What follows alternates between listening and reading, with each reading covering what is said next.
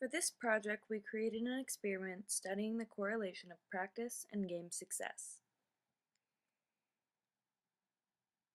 Our hypothesis was, if a team practices more, then they will win more games.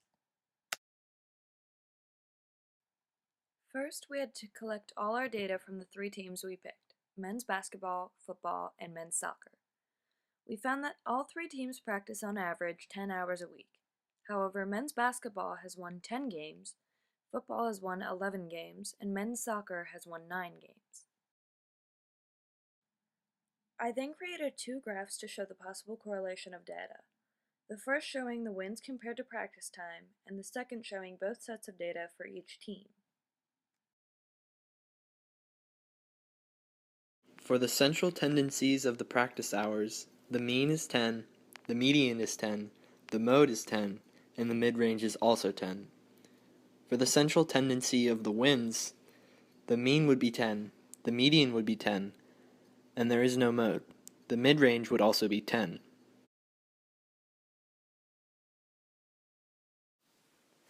I constructed a bell curve with the number of wins that each sport team had. I determined that the mean of the 3 numbers was 10. And then I needed to find my standard deviation for my bell curve.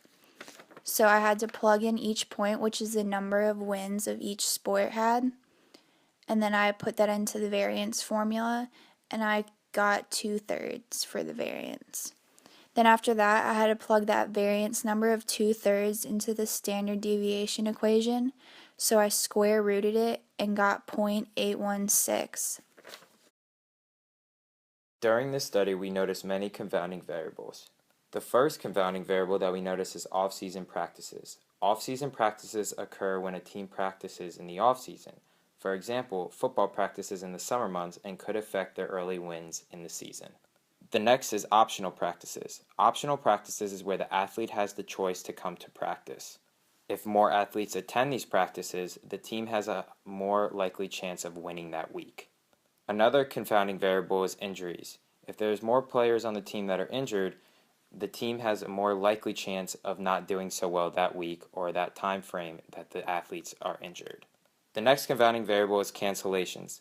Cancellations could affect how long the team practices that week and could affect their winning record in that week or time frame. From the data we collected, there is no sign of correlation between practice and game success. However, if one could or would construct an experiment without so many confounding variables, for instance by accounting for off-season practices, one might see a correlation.